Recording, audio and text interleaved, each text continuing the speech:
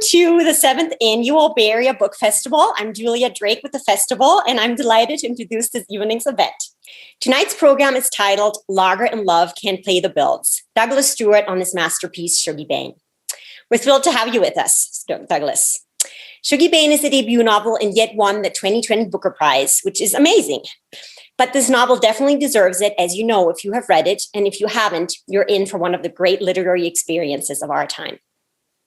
Douglas's writing has also appeared in the New Yorker and Literary Hub. He was born and raised in Glasgow, and after graduating from the Royal College of Art in London, he moved to New York City, where he began a career in fashion design, and of course, he was also writing. Douglas will be in conversation with Casey Gerald. Casey is the author of There Will Be No Miracles Here, a memoir that stands the American dream narrative on its head while straddling the complex intersection of race, class, religion, and sexuality. It was named the best book of 2018 by NPR and the New York Times.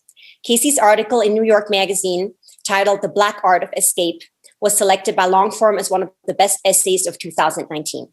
His 2 TED Talks have been viewed over 5 million times, and he has been featured on CNN, MSNBC, PBS, as well as The Guardian, the New York Review of Books, and many other outlets. Take it away, Casey, and everyone enjoy the conversation. Thank you so much, Julia, and thank you all for being here. I'm Casey Gerald, and I am thrilled to be with you all and with Douglas Stuart this evening. Douglas informed me that he has been in just today in Denmark, London, and Australia, and is now in the Bay, which is a testament to the fact that this book, as those of you who have read it and already know, and those of you who have not will find out, is such an extraordinary testament to the power of specific narrative, of going deep into the I to arrive at a we.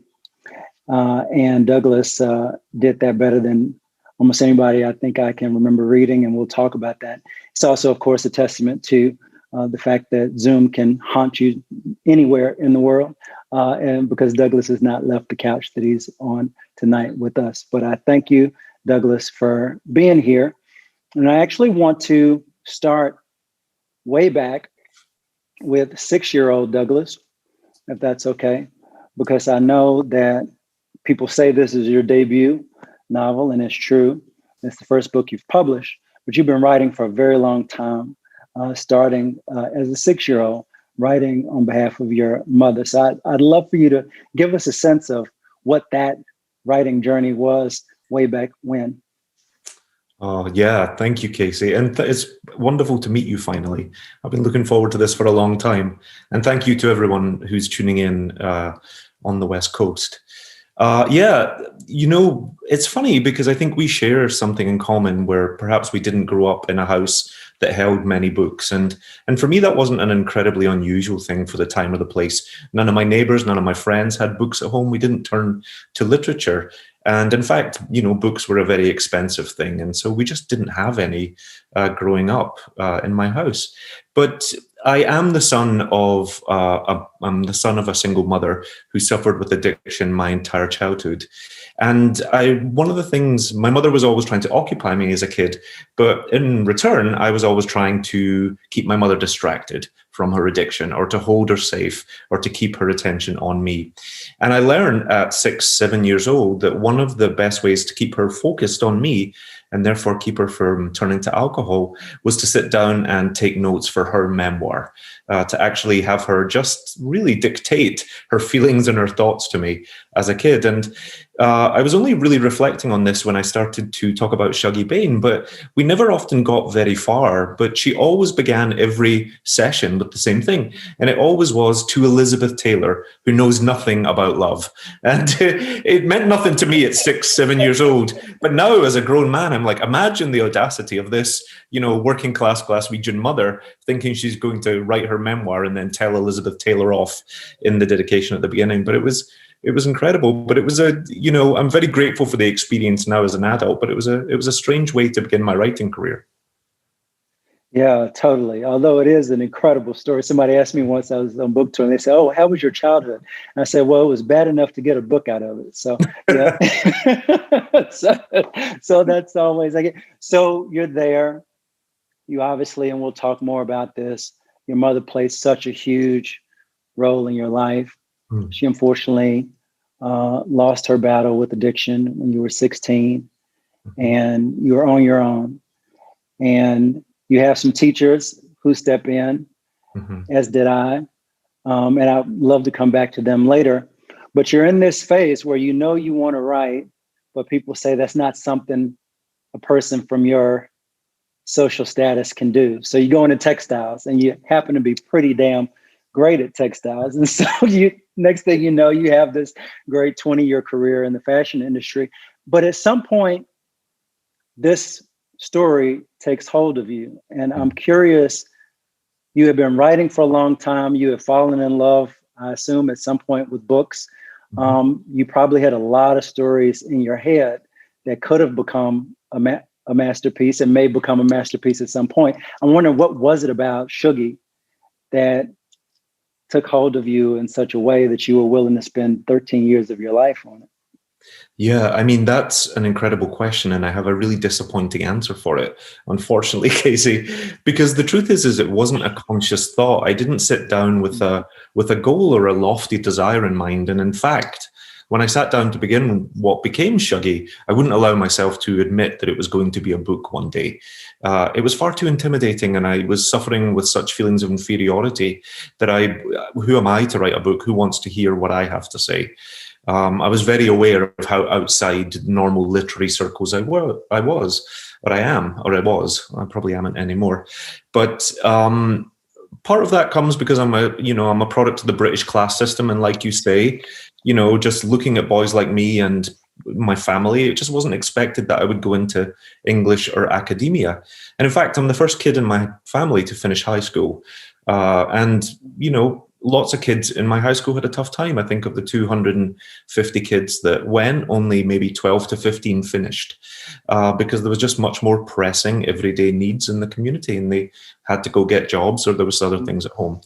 And so it's with a lot of that sort of internal feeling that I sit down in 2008 to begin what becomes Shuggie Bain, but it was just a feeling. It was a sense that I had to write it. And so I made a tiny bargain with myself, which was just write one sentence and then write the next sentence and take it as it comes in that way. And don't think too much about the horizon. And that was a great process for me because it allowed me to make no bargains with myself. It made me to make no promises to myself and just to enjoy the journey as much as worrying about the end result. And it also was terrible for discipline for a first draft. I mean, it depends how you are as a writer and how you like your first drafts.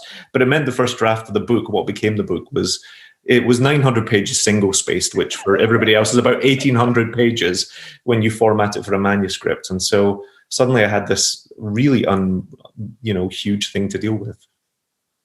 But I'm also wondering, so you start writing. First off, do you remember what the first line was that you wrote? I don't remember the very first line, but I remember the first chapter actually is the heart of the book, the chapter between the two brothers on the Sea of Slag, which is quite unusual because it's one of the only chapters with the brothers together without anyone else in it. But I could see the pit face and I could see these slag bings so clearly in my mind. And I could remember very viscerally the feeling of being young and trying to climb up them because they suck at your feet. And they're incredibly dangerous, actually. We used to go play on the surface of the coal mine, and you shouldn't really ever let your children do that because there's so many things that can go wrong, as does for Shuggie. But I could see it almost in a filmic sense. And so it was a very, I could see the whole chapter before I sat down to write it. But for me, it was almost a short story at the beginning. I'm curious, and we'll get to the relationship between Shuggie and Agnes and them as individuals. But I heard you say somewhere that Leek is actually your favorite character, who is Shuggie's brother. Why is that? Why is the book not called Leek Bain? and I'm just curious about how you sort of went from that first chapter where you saw this dynamic as a sort of beating heart in the book, but then it expanded to the rest of the family, and then it expanded to Glasgow, and we'll come to that. But I'm just curious, what was it about that brother relationship, and what was it about Leek that you said, this is it? Yeah, I wonder what it was, but for Leek, for me, is such a mirror to the masculinity, the rest of the masculinity that's in the book. He's such the other side of it. A lot of the men in the book get to act without consequence, and oftentimes they're not very kind to women, and they don't have to think about what their actions will do. And they're hard drinking, they're hard fighting, they're hard loving, they're hard womanizing men for the most part. And Leek, for me, was heterosexual masculinity, but incredibly sensitive and incredibly gentle and quiet. He is capable of extreme violence when it's needed from him, but for the most part, he's a very peaceful, quite an ethereal spirit. He deals with his mother's addiction by dissociating and disappearing almost. He just recedes into the landscape. That's his superpower if he had one. But he was just such a gentle soul that I instantly, when I began to write him, and he's not actually my own brother. I mean, a lot of people make that connection, but he was such a gentle soul that I felt instantly protective of him. And then one of my big inspirations is Jude the Obscure. It was one of the first books I ever read at 16, and it stayed with me in my entire life. And in many ways, Leek is my Jude Folly, because he is aspiring to this academic life, to get to the city, to get to something else. And yet circumstances, just his mother and his brother, keep getting in his way. And so I feel very protective of Leek. But Leek, in a lot of ways, is a cautionary tale for Shuggie, because he's almost warning, he's the path that Shuggie could take if, I don't want to spoil it for the readers, if Agnes is fine and continues on, and Shuggie makes the same mistakes Leek does. And so I was thinking very much, because I lost my own mother, so I didn't have that choice, Casey. But I was thinking, if I hadn't lost my mother, what would I have done? And the truth is she was the greatest love of my life, so I'd still be within 3 miles of her today. Mm-hmm.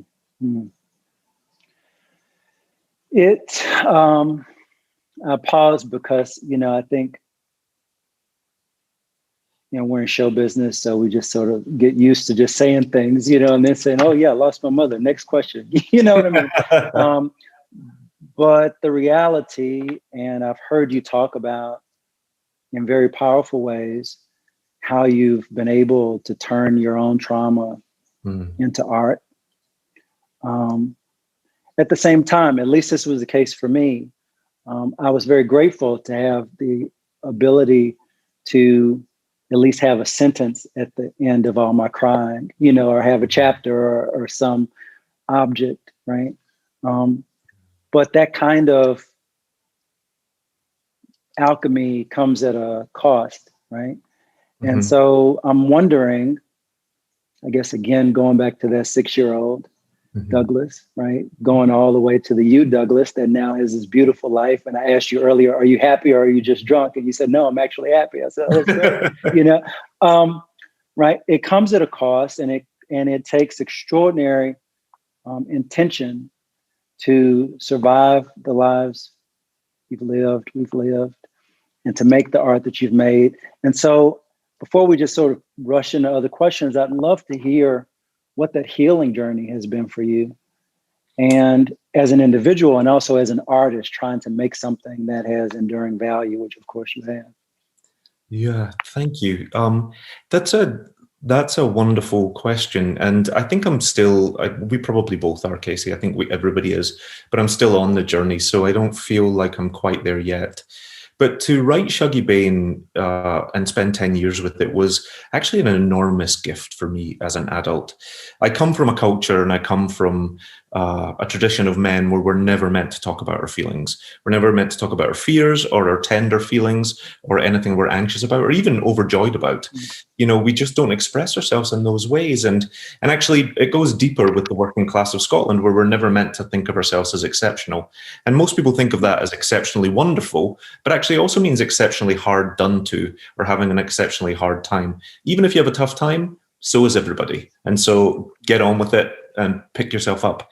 And so art, and in particular Shuggie, has really saved my life in many ways. I think the reason why it was a private conversation with just myself for 10 years is because it was me that I needed to have the conversation with. It was no one else. And to sit and to conjure up things, and it is a work of fiction, but to think about a lot of the circumstances that I didn't have control over as a kid, and then to take control over it, because that's what you do as an author, was very cathartic in many ways. But what was more powerful for me was writing Shuggie Bain took the focus off of bad things that were done to me or done to a kid like Shuggie.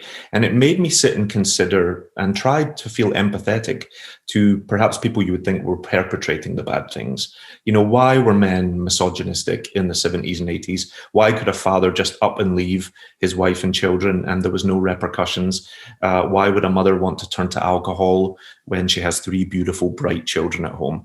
You know, why are all these things? Why does homophobia, sectarianism, why do people act like that? And actually in writing Shuggie Bain, it made me go back and consider other people's motivations and the world as a whole. And that I found incredibly cathartic in a way. But you must have felt something similar with writing your memoir. Yeah, totally. I mean, you know, it's interesting because you tell the story of your life to yourself, or you avoid telling the story of your life to yourself so you can get through your life, right? And then you sit down and your job is to kind of figure it out, and you start to see that all the things that you had sort of taken as the assumptions were actually not true. You know, whether it's just simple details or, you know, and this sort of gets me to my question about Agnes. One of the things that really struck me, my mother suffered from bipolar and wound up being addicted to drugs also and disappeared when I was 13. And one of the things that's so interesting is that it took a long time, probably until the writing of my book, to go from seeing her as my employee who had failed at her job to seeing her as a human being who had lived before I even existed and who had things happen to her also. And one of the things that I think was so profound about this book for me, and I assume for so many people, was that Agnes was so much more than an alcoholic. I mean, so I'm wondering whether you had always seen either your mother or a character like Agnes that complexly, and if not, how did you come to see it in a way that you could paint her and tell her story with such nuance and such humanity?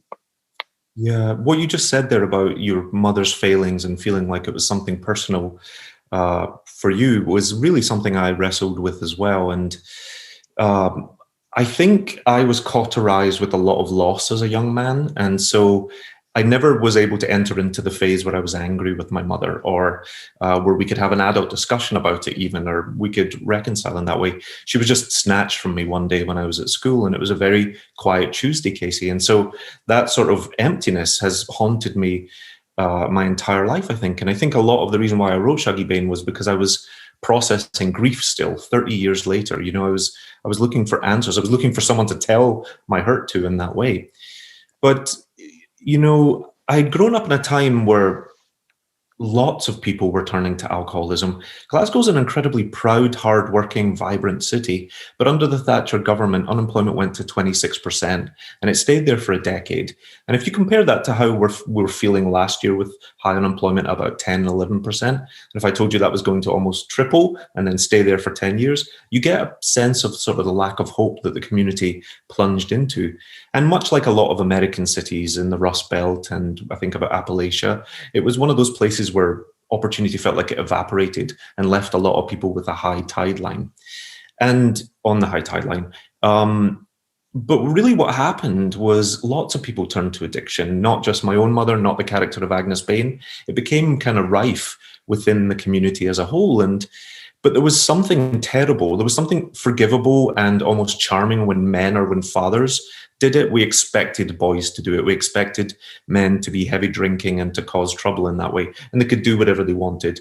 We almost understood the burden that was of the times and how it was affecting them. And so we made all kinds of allowances for them.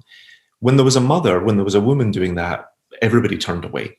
Nobody wanted to look, and nobody wanted to deal with the pain of the woman at the heart of it. And what that did for women like my mother, and there was many women like my mother, was it made them incredibly isolated, and it made them feel really lonely with their hurt. But it also made their children have no one to reach out to and no sense of community in that way.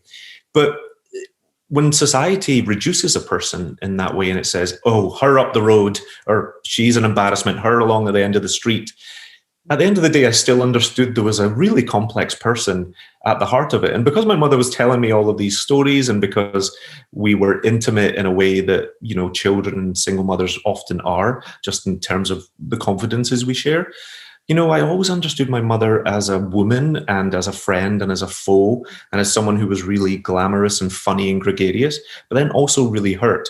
I didn't always understand her as my mother, because oftentimes I was the parent in the room. And so that was actually sometimes the facet of her I didn't quite understand.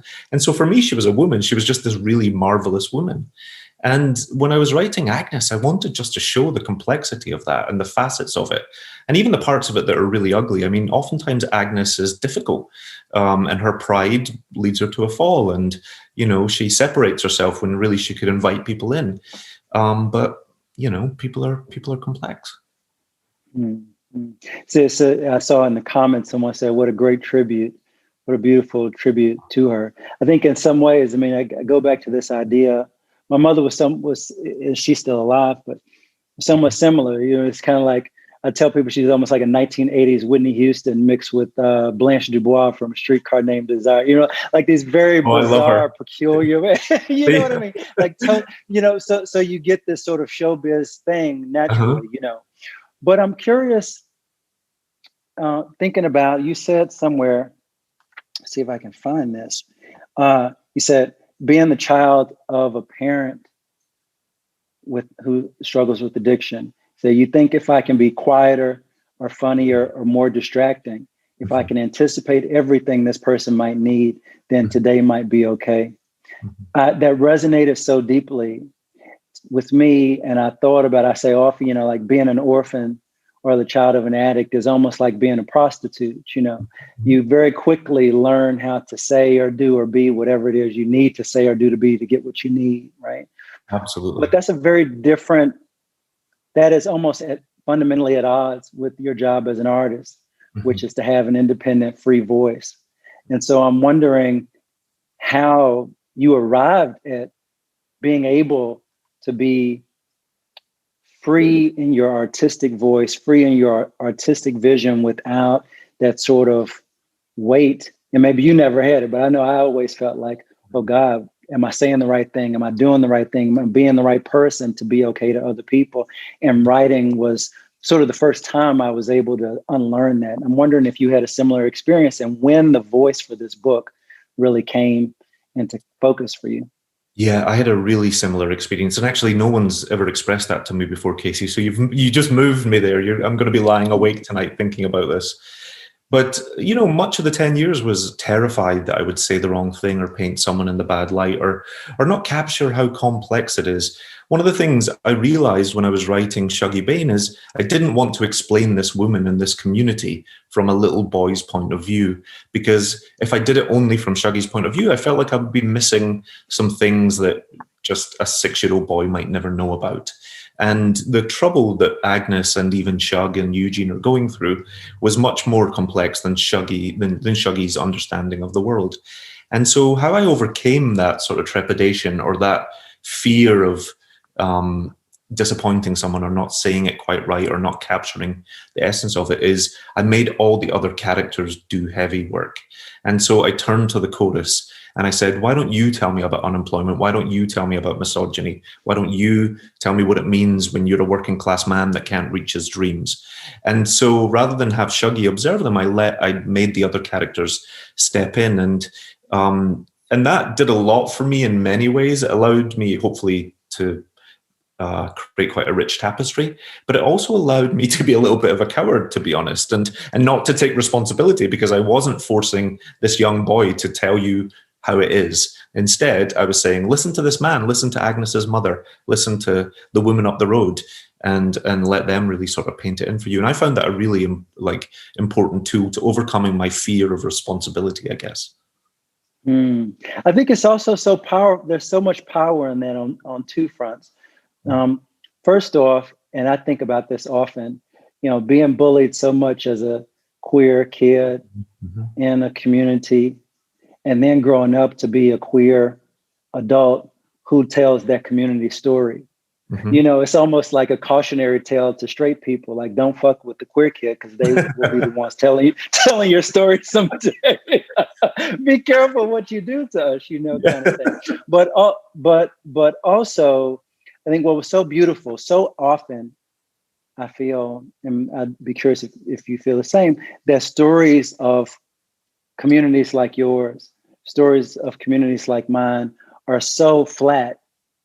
If they're allowed to be told at all, they almost are sort of pushed in this mythic 150-page, you know, parable thing, which does not allow for the reality of what happened in that community. And one of the things I love is I just love it so long, man.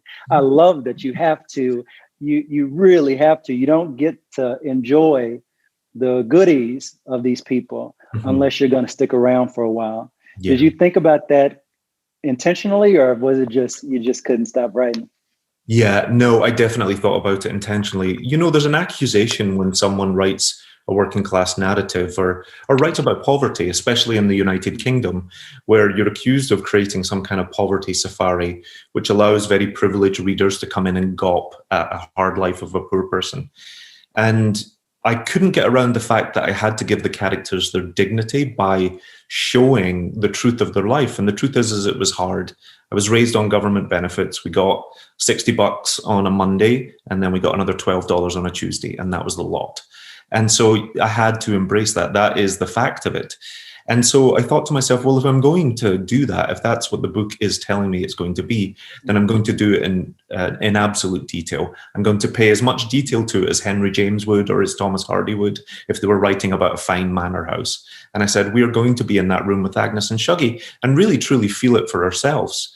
And so it made me almost double down on the details and really, you know, be very certain about them and create as immersive a read as I could for the reader. And you did that. I told you earlier, and everybody who's with us, I mean, I would encourage you to just spend like 30 minutes with the first page of this book. Just spend 30 minutes with page 1. And one of the things that just from the very first moment I read that page, the sort of queer sensibility of Shuggie at the core of this book.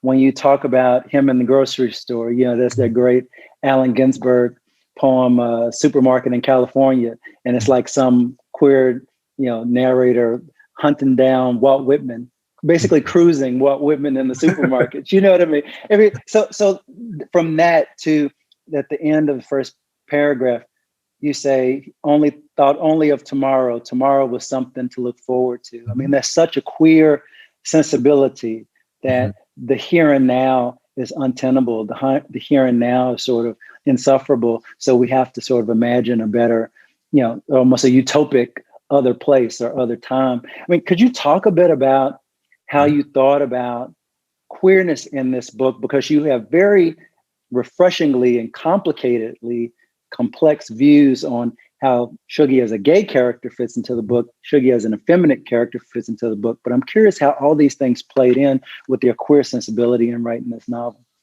Yeah. You know, and actually, thank you for talking about that sentence, because that, for me, actually encapsulates the hope I was trying to put all the way through the book. You know, a lot of people talk about the hope of Shuggie, Casey, but it's not a big literary hope. It's not a bright dawn. It's not someone thinking they're going to totally change their life. It's just, let's get up again and we'll do it tomorrow. And if Agnes's superpower is pride, Shuggie's superpower is just resiliency. He just thinks, all right, this is not good, but tomorrow might be better, just a little bit better. And so it keeps him moving throughout the book. It keeps him loving his mother. But queerness, I think for me, was a part of a larger issue about masculinity. I wanted to really look at men within the book. And like I said about the empathy lesson for me earlier, I couldn't think about my own queerness without thinking about, frankly, how shitty it was just to be a man also. And I don't think we ever take enough time to say, actually, that doesn't sound that great. We think because men have all the power in a patriarchy that there's something good about it, but there's actually probably so much need to conform that it's not a great place for people. You know, there's no creative expression, there's no tenderness, no fear. You know, if you're going down into a coal mine and pulling coal out of the coal face is a terrifying thing to do, and yet you just have to get up and do it. You know, you don't get to tell someone you don't want to do it. You don't get to say, I expect better. You just get up and you have to do it. And so Shuggie is really against this backdrop of very tight, very closed off masculinity, where the men and the boys are all a very narrow way. They like the same things. They have to be rough and tough. And from about 5 or 6 years old, the character is just othered before he has a sense of himself or what he likes or who he is. He has a slight, I think you say it in your book, he's got a little bit too much sugar in his tank, I think is the line that I was reading, and I was like, oh, that's it. I wish I had written that. But, you know, he's sensitive, he's precocious, and he's effeminate. And they see it. It's as clear as, you know, a tree on a barren horizon. Everybody can see it, even the people in his family. And they say to him at the very beginning, you're no right. What is wrong with you? Why would you be like that? Part of that is also a conversation about how much femininity and how much women were under siege. This was not a great time, I think, to be a woman. This was not a time of huge opportunity or equality or respect. And so sometimes for men to think, why would a young gay boy choose that? Because I think they believe it is a choice at that age. Then, you know, what is wrong with you? And even the people that love Shuggie within his family have the same sort of feeling about it. You know, his grandmother talks about nipping things in the bud. She sees it and she keeps saying to his mother, you got to nip that in the bud. And even his brother, who loves the boots of him, really adores his little brother, I believe, makes huge sacrifices on his behalf, still tries to teach Shuggie to conform and to walk like a man and to carry himself properly, because none of them can imagine a proud future for him of safety, even just safety. You know, I think a lot of times the duress that Shuggie is under, or the stress, the threat to him is physical safety. You know, and I think they worry about that for him. They can't even begin to think about sexuality or expression of it. And actually, I deliberately didn't want Shuggie to express sexual desire in the book, because it's obviously he has that, but that's not really what it's about. It's about his femininity and it's about his sensitivity.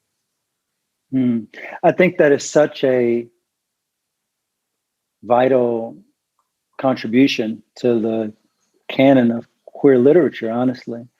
Because, you know, people ask you all the time, oh, well, when did you know you were gay? Which is like the dumbest question of all time. I say, when did you know you were straight? You know, and then I say, I ask every gay person I know, I say, is it not true that somebody called you a faggot before you ever liked a boy? Mm-hmm. You know, you see what I'm saying? Exactly. And so you have captured that reality with Shuggie in a way that very few pieces of literature have thus far. And I think it is gonna, you know, so many of us and people in generations long after us will be able to see themselves in that and hopefully see another way through. Obviously, you have seen another way through because you lived the life that you live. And one of the most curious things and fascinating things for me was that your first and for a long time only reader was your husband. And I just want to talk about that because, you know, my godmother, who was a 40-year, you know, public school teacher and not in the literary establishment, became my first reader. And, you know, thankfully she was 2,000 miles away. And like, you know, if we didn't need to talk for a couple of days, that was fine if I was upset. But you were living with your first reader and you were married to your first reader, and he seems to have done a fantastic job. So I'm curious how that happened and how that went. Yeah, I'm incredibly grateful. I mean, I think I always knew he would be a phenomenal reader. And part of it was I had no one else to turn to. In fact, when Shuggie was about to be published after the 10, 12-year journey, I told my friends who work in art and design, and this is a joke, but, you know, not a single one of my friends, after hearing that I had written a book for 12 years, asked me what the book was about. They asked me specifically, do I get to design the cover? That was the only thing they were interested in. And that's what happens when you work in fashion. And so my husband was really, you know, thankfully he was my husband, but an incredibly intelligent man.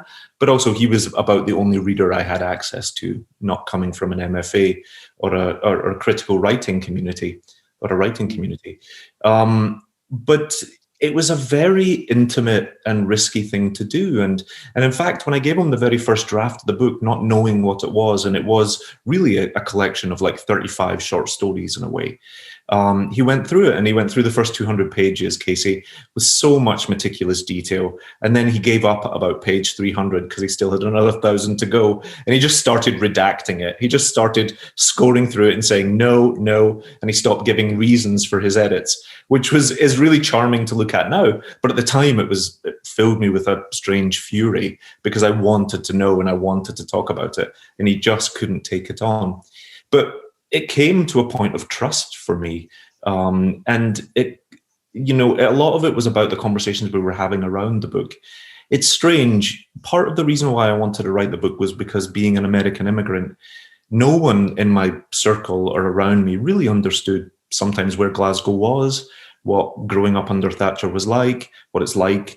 Some people didn't even know I'd lost my mother. I might even have friends you could ask and would think I had two parents at home and came from a middle-class family like them. And my husband, who I've been with for 20 years, would come home with me to Scotland 2 or 3 times a year. And of course, I told him he knows everything that had happened. But until he'd really read it in a book and was able, and that's the power of literature, you can really put your feet in Agnes's high heels or Shuggie's sneakers. Until he could do that, he had no idea really what it was like. And so the first draft of the book and the drafts to come opened up some huge conversations in my marriage. It helped him to understand me as a person, but he was able to read and help me revise the drafts because it just floored him, I think. And he just wanted to be a part of it. But part of it, I didn't have any other choice, and it turned out to be all right in the night, I guess. Please host a separate webinar on how to find a husband who can be your how to find a husband generally, but also how to find a husband who can be your first. Yeah, I really struggled. I did struggle, I will say. But hearing you talk about, and I sort of love you're so refined, but I love being able to relate to this kind of, us against the system kind of sensibility that you still have in you, which is still there. But thinking about the literary tradition, right? I heard you say, I come from a long literary tradition about writing about the struggling soul or the poor sort of struggling addict. I'm curious how you think about the tradition that you're writing into, and also very specific decisions that you made to write against certain traditions. Yeah, it follows on to what we were talking about how we forgive men and how we don't forgive women, or how we don't even see women sometimes. And Shuggie is a foothill against some mountains, especially in British literature. Trainspotting is probably one of the most famous, but that quartet of men are totally unrepentant and joyous as they sink into addiction and creating carnage and chaos and spreading sexual disease, and they don't for a minute stop to think about the consequence, and there is no consequence for them. It's all one big bacchanalia. It's just a fantastic party that never ends, in a way. And yet they are drug addicts living in poverty in Edinburgh.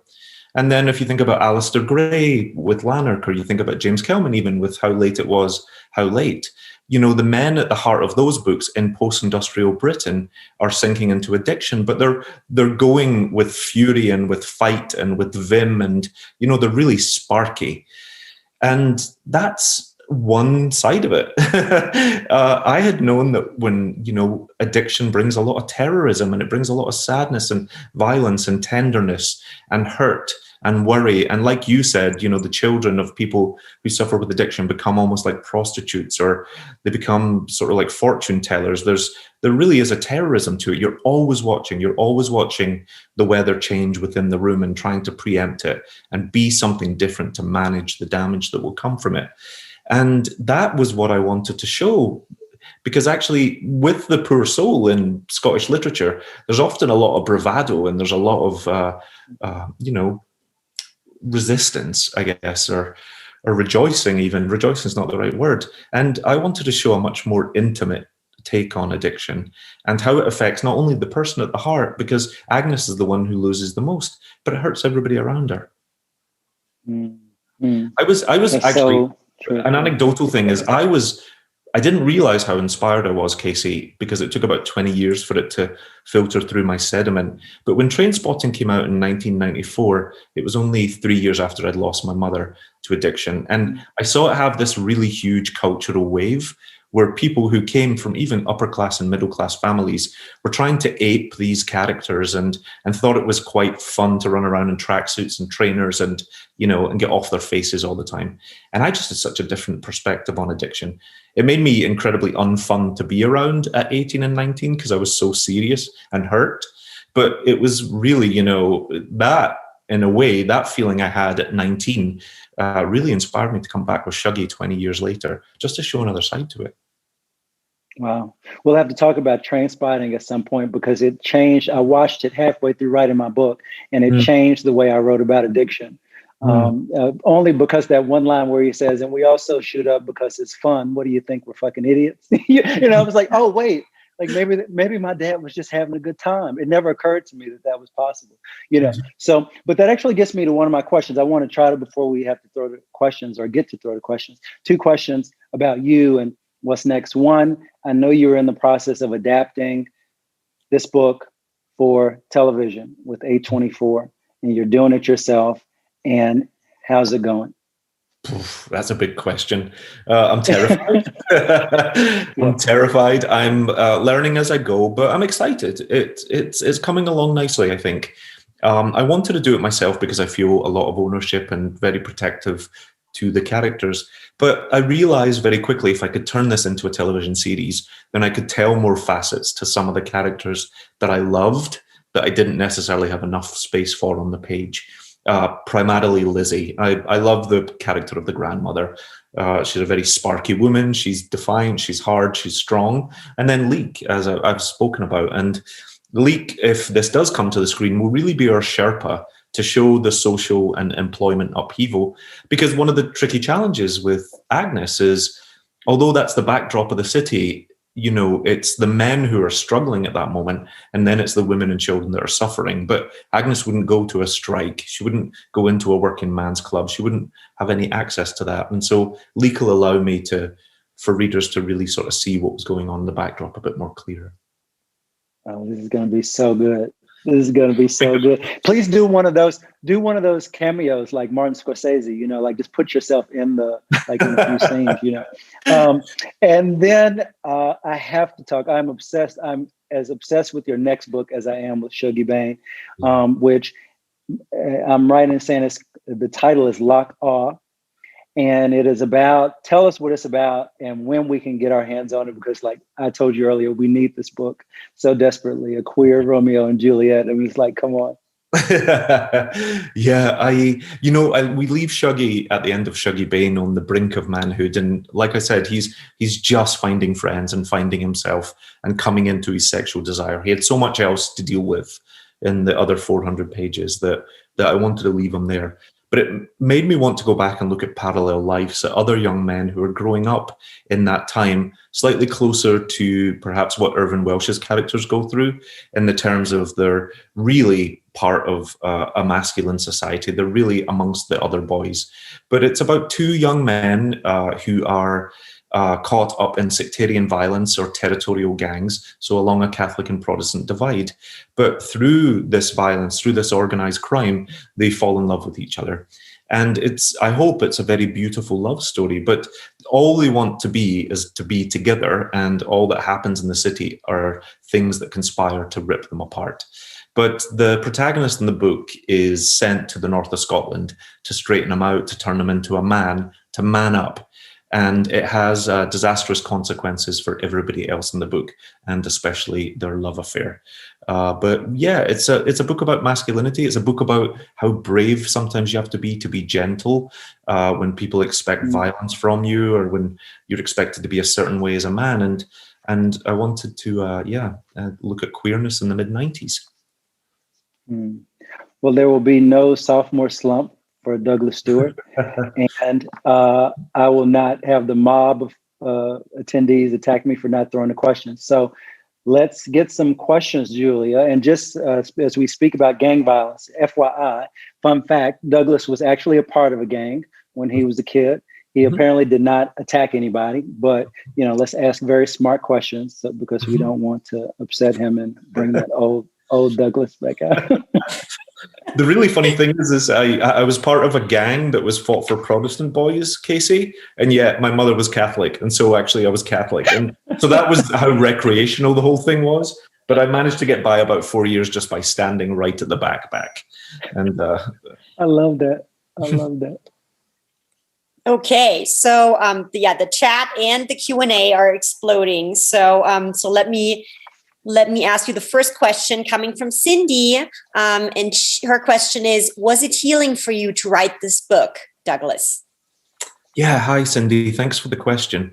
It was healing. It was hard at times. There was some parts of the book that I wrote that actually made me need to step away for a long time, and it wasn't the parts I think that readers often expect. It wasn't with things that were happening to the adults. I found some of the things that I wrote about Shuggie, especially when I would take his innocence from him, or I would, at the very beginning, he meets a boy called Bonnie Johnny, and they're playing in an old abandoned washing machine. And it's the first time Shuggie's really othered. And I found moments like that really difficult to write. But overall, I think to take things that can sometimes be quite ugly and try and turn, as Casey said, through the alchemy of art into something quite beautiful is always a cathartic thing. It can't hurt. Thank you.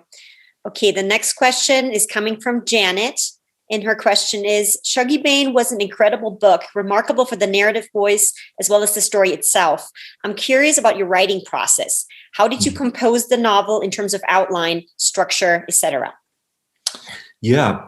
Well, as I said, the first draft really began as a collection of short stories, but that's not the whole story, because I knew as soon as it started to take form how the story was going to start and how it was going to end. And actually that never changed over all the drafts. I don't know how many drafts there was over the 10 years, but I always knew we would begin with Shuggie and he would be thinking about his grief and his loss. And then we would have Shuggie at the end again, and we would send him off into tomorrow, finally with a friend, finally, hopefully with some peace.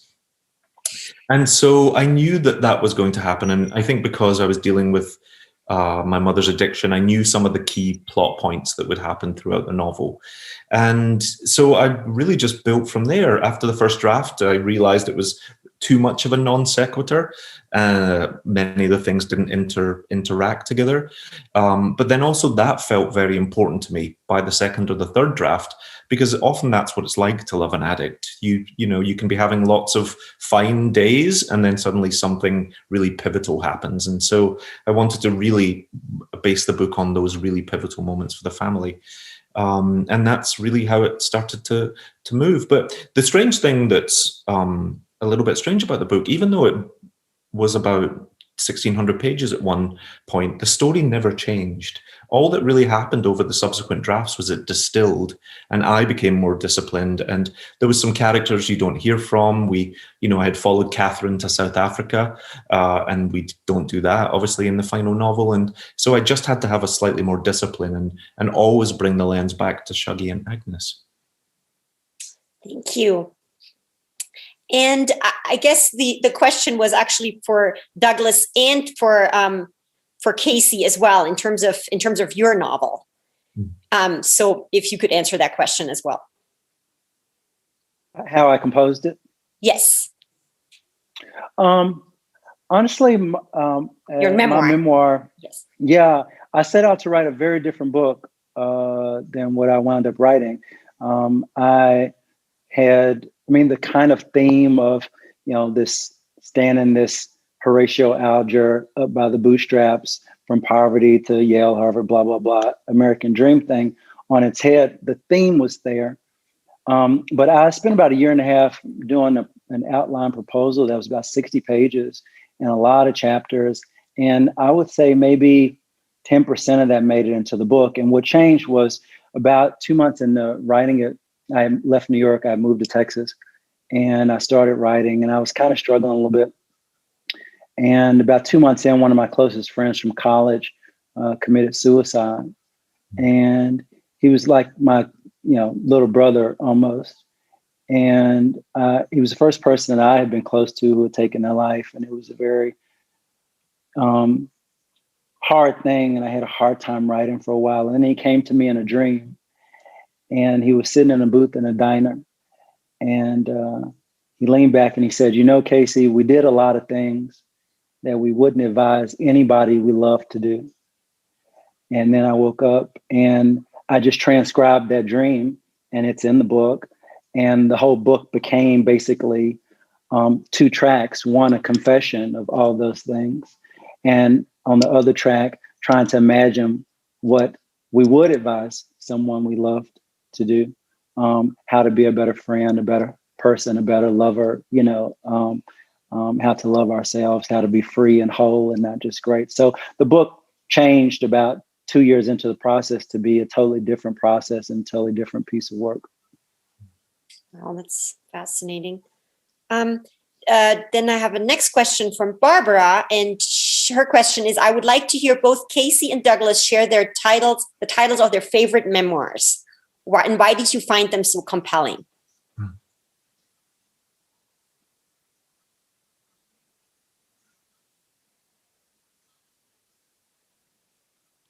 Douglas, are you going first on this?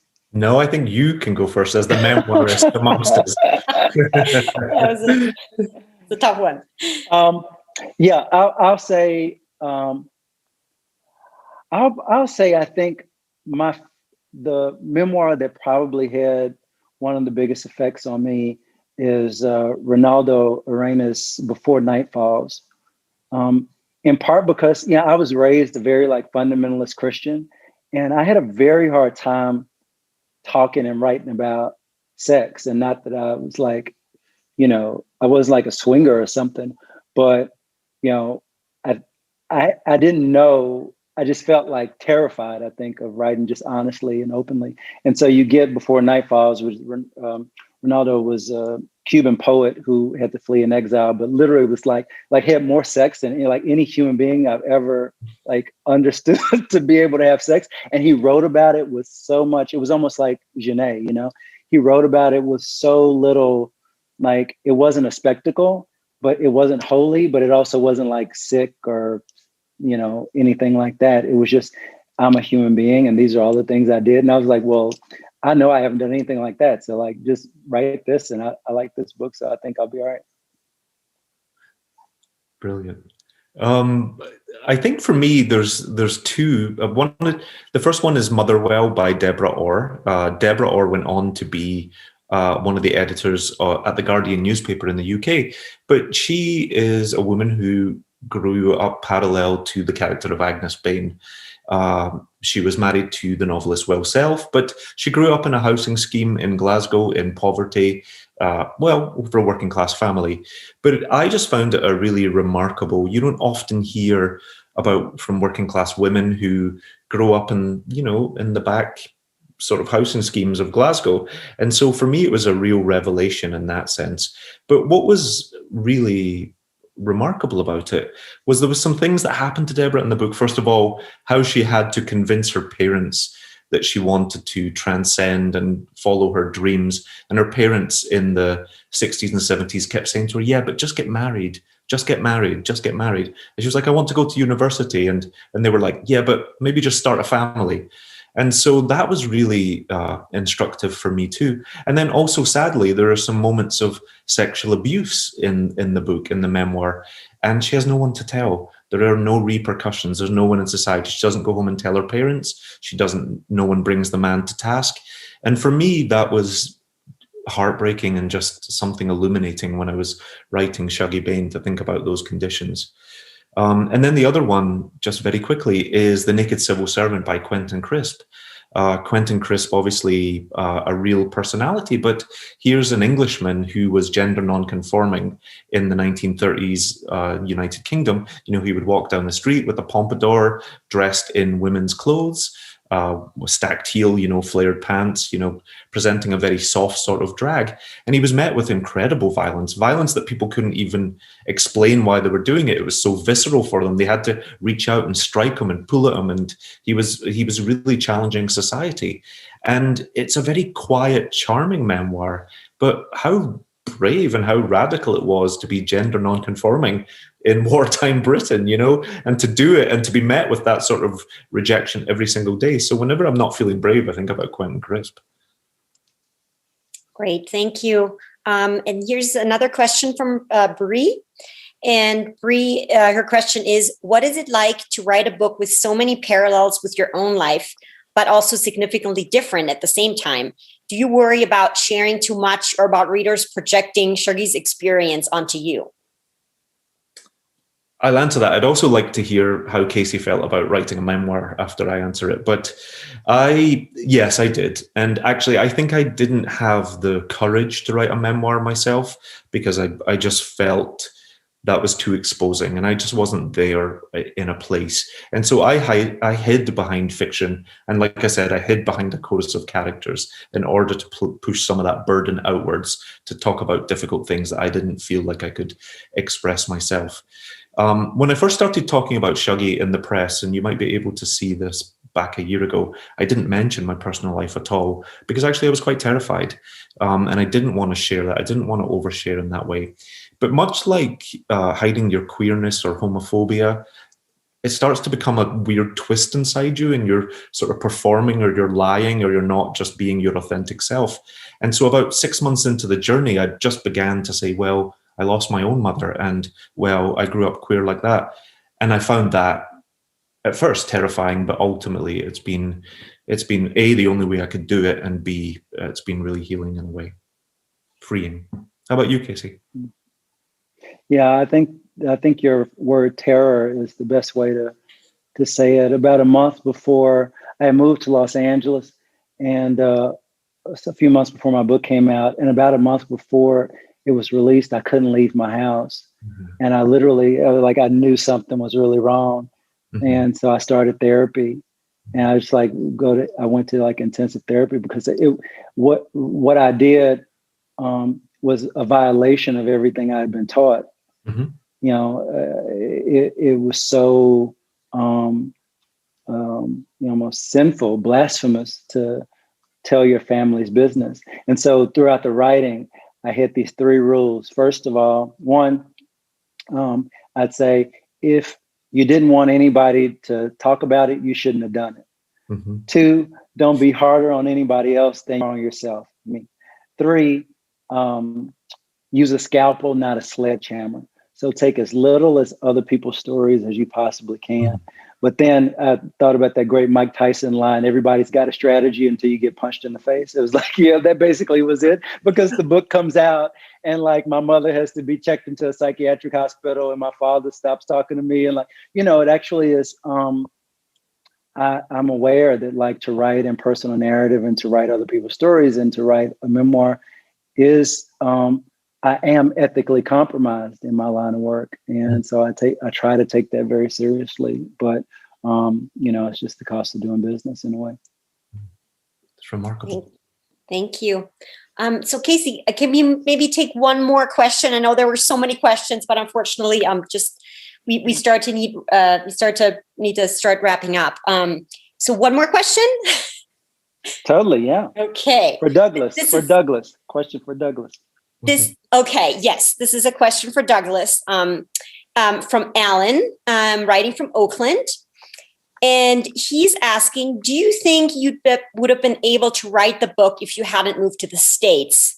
And I'd like to add to this, because that was actually one of my questions, because I read an interview with you, Douglas, in the Independent, and there you said that America helped you to be a more rounded person, and that it gave you a belief, and that it removed you from the British class system, which empowered you to talk about it. And I thought that was really interesting as an immigrant myself.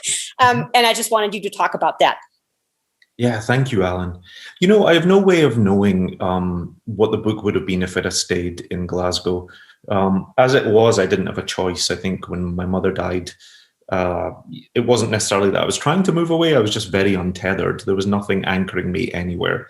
And so I had to follow any yes in my life and any opportunity that came up. And that's really what happened. But for me, the distance did a lot of things that I tried to think of as positive. It gave me clarity, because distance does that. It let me see what I wanted to talk about. It created a huge sense of longing in me. I was really heavy homesick. And so for the periods where I couldn't get to the page or I was between drafts, that sort of homesick and that longing kept me coming back to the project. I only wanted to get back to the page and spend time with the characters and be back in Glasgow of the 80s, even when times were tough. But the distance did that for me.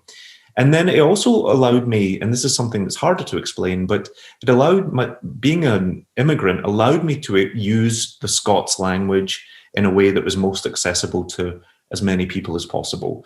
And what I mean by that is I'd spent my entire life speaking in broad Scots in America, and I knew when people just didn't understand me. And even if they didn't understand me, I knew how to make them understand the thrust of the sentence, even if they didn't understand the word I was using.